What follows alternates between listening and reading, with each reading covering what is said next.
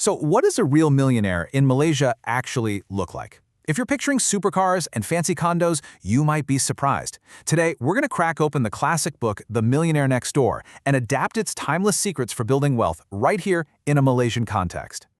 What if I told you that? I mean, this one question basically turns everything we think we know about wealth completely on its head.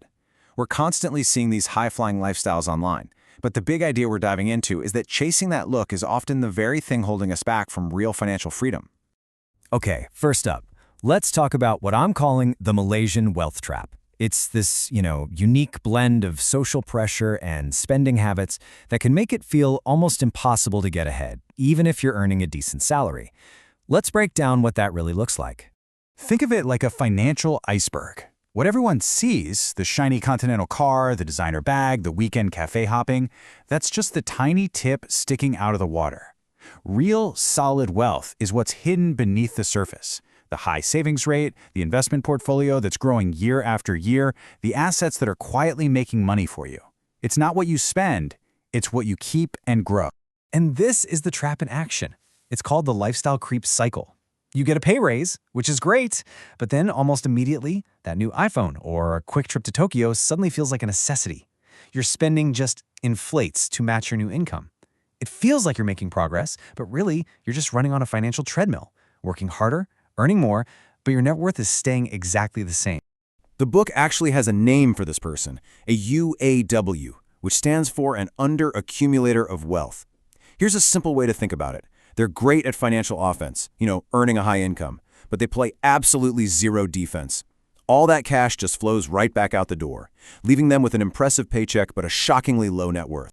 So, if that's the trap, how in the world do you get out? Well, it's all about a total rethink of what it even means to be rich. The truth is, the real millionaires, they're probably your neighbors, and you don't even know it. This quote from the book is the absolute core of it. This is the mindset shift you have to make. True wealth isn't measured by the stuff you buy, it's measured by the assets you accumulate. It's not the car you park in your driveway, it's the investments in your portfolio that are working for you 24/7 even when you're sleeping. And on the flip side, here's the hero of our story, the PA, or the prodigious accumulator of wealth. This is the person you want to be. And notice the key traits here. It's discipline and frugality. Not a high-flying, super glamorous job. It's all about being incredibly smart with the money you have, no matter how much that is. All right, so that's the big idea. Enough theory. Let's get really practical. Here is a simple blueprint for building wealth like a pal, specifically for us here in Malaysia. We're going to focus on 3 of the most powerful areas where you can make a change, like today. And it all starts with what is probably the single biggest drain on a Malaysian's potential wealth, their car. Okay, let's look at a classic Malaysian crossroads. The status symbol Conti car versus the humble, reliable king of the road, the Perodua. The price difference right off the bat is huge.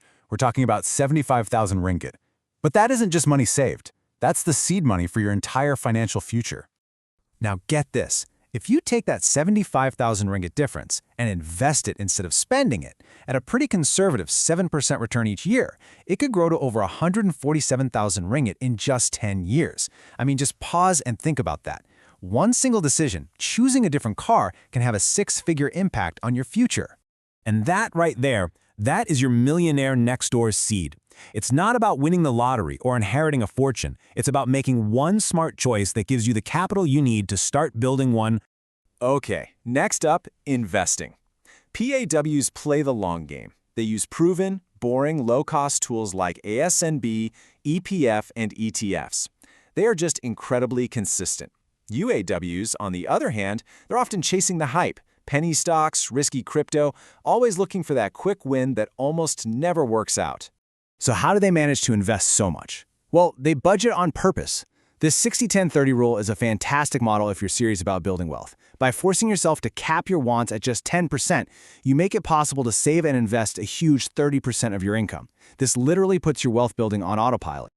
Now, beyond those big 3, there are a couple of cultural traps here in Malaysia that we absolutely have to talk about, because they can quietly destroy even the best-laid financial plans. The book calls this economic outpatient care. It's basically when parents keep financially supporting their adult children, paying for cars, helping with a wedding, or the house down payment.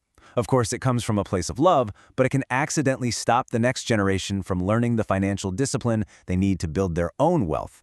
It kind of creates a cycle of dependence. And this might just be the most important factor of all, your life partner. Choosing someone who sees money the same way you do is like having a superpower. You get to your goals so much faster together.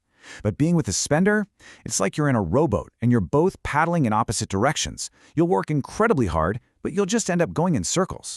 So what does this all look like when you put it into practice? Let's run the actual numbers and see just how possible this whole millionaire next door thing really is. Just look at the insane power of consistency. By investing 2,000 ringgit a month, which with that POP mindset is very achievable, you cross the million ringgit mark in about 20 years. There's no lottery ticket here, no crazy bet. It's just discipline, patience, and the beautiful magic of compounding interest. So how do you know if you're on the right track? Well, the book gives us this incredibly simple formula. You just take your age, multiply it by your yearly pre-tax income, and then multiply that by 0.1. That number, that's your expected net worth for your age and income level. If your actual net worth is double that, you're a PA. If it's half or less, you're a UAW. It's a quick and maybe a little scary reality check. And that really brings us to the final and most important question. After listening to all of this, where do you stand? Are you a PA or a UAW? But here's the good news. It honestly doesn't matter where you are today. Being a PA isn't about how much you earn. It's a set of choices, and you can start making those choices right now.